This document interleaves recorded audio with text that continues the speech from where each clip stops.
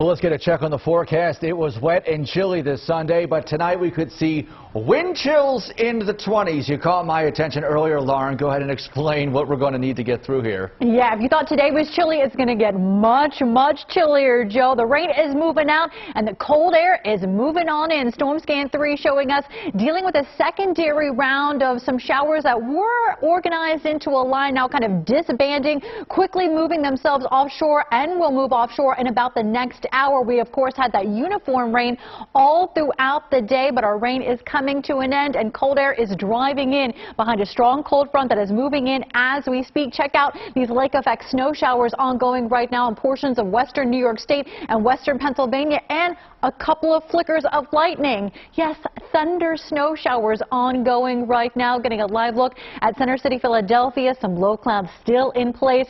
Those will trend to clear out, and that cold air is going to be moving in very quickly. We're still at 54 degrees right now in the city, but just to the north and west, that cold air dropping into Berks County. We're down to 47, down to 41 in Mount Pocono. There is all of that cold air situated just off to our west behind this frontal boundary, with temperatures in the 30s, and we're heading down into the 30s overnight tonight. So if you're headed out to the link for the Birds game, you won't need the rain gear, but you will need the winter weather gear. Gusty winds, chilly conditions, 47 degrees for the start of the game, but temperatures will be falling very quickly as winds continue to increase as we head throughout the evening hours. And wind speeds were already up there around 18 miles per hour in Philadelphia, 21 in Mount Pocono, gusting in the city and points north and westward, and winds will pick up across South Jersey and the shore as we head really into the next 2 hours. And we do have a windy night and a very windy day in store for tomorrow. Wind advisory in effect for the entire area, 4 a.m. overnight tonight